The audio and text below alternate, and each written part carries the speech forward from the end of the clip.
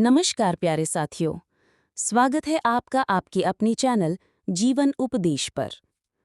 आज हम गहराई से समझेंगे भगवद गीता का 11वां अध्याय, विश्व रूप दर्शन योग।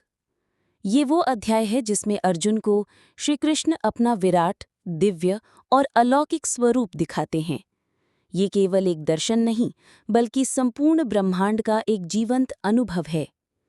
तो आइए इस अद्भुत अध्याय को विस्तार से समझते हैं।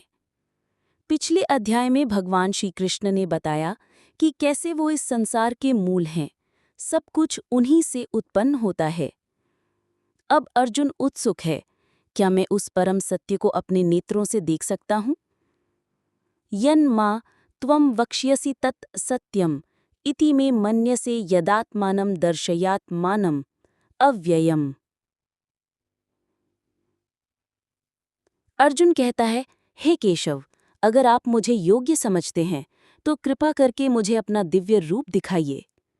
यहाँ अर्जुन केवल एक योद्धा नहीं, बल्कि एक भक्त बनकर भगवान से उनके सत्य स्वरूप के दर्शन मांगता है। श्री कृष्ण कहते हैं, हे अर्जुन, तू मेरा ये विराट स्वरूप अपनी साधारण आंखों से नहीं देख सकता, इसलिए मैं तुझे दिव्य चक्षु देता हूँ। न तु मां शक्यसे दृष्टुम मनेनैव स्वचक्षुषा दिव्यम ददामि ते चक्षुः पश्य मे योगमैश्वरम्। यहाँ पर भगवान स्पष्ट करते हैं कि ईश्वर को जानने के लिए दिव्य दृष्टि चाहिए। ये आत्मिक ज्ञान की आंख होती है, भौतिक नहीं। जब अर्जुन को दिव्य चक्षु प्राप्त होता है तो वो जो देखता है वो उसकी कल्पना से परे होता है। अनगिनत मुख, असंख्य नेत्र, शरीरों से निकलती अग्नि, ब्रह्मांड के समस्त देवता, ब्रह्मा, रुद्र, वायु, वरुण, सब उस विराट रूप में स्थित, समस्त दिशाओं में तेज और प्रकाश की वर्षक, समय रूप ईश्वर सबको अपने भीतर समाहित करते हुए। ये स्वरूप कोई काल्पनिक चित्र नहीं, बल्कि समस्त सृष्टि के निर्माण, पालन और संहार का जीवंत चित्रण है। इस विराट दर्शन से अर्जुन भयभीत हो जाता है। वो कहता है, हे प्रभु, आप भयानक दिख रहे हैं।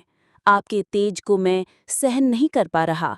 मैं आपकी करुणा से युक्त मूर्ति देखना चाहता हूँ।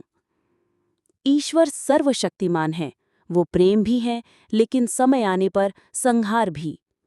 भगवान कहते हैं, मैं काल हूँ, संसार को नष्ट करने वाला समय। कालोस्मि लोकक्षयकृत प्रवृद्धो लोकान् समाहर्तुम् इह प्रवृत्तो ऋतेऽपि त्वां न भविष्यन्ति सर्वे ये अवस्थिता प्रत्यनीकेषु योधा।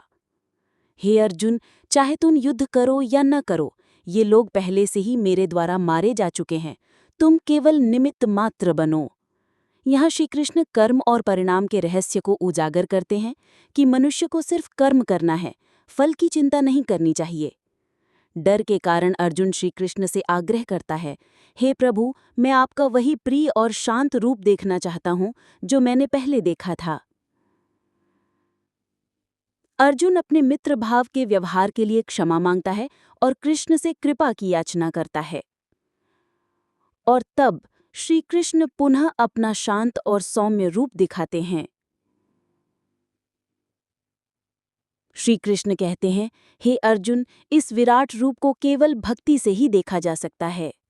भक्त्या त्वनन्य या शक्या अहमैव विधो अर्जुन ज्ञातुम द्रष्टुम च तत्वेन प्रवेष्टुम च परंतप। ज्ञान, यज्ञ, तप, दान से नहीं, केवल अनन्य भक्ति से ही परमात्मा को जाना जा सकता है। ये अध्याय हमें सिखाता है कि भगवान सर्वत्र हैं, हर रूप में हैं, और हमें विनम्र, कृतज्ञ और भक्तिमय होना चाहिए। तो साथियों, ये था अध्याय 11, विश्वरूप दर्शन योग। अगर आपको ये ज्ञानवर्धक लगा हो तो वीडियो को लाइक करें, कमेंट में अपने विचार बताएं और सब्सक्राइब करें जीवन उपदेश चैनल को।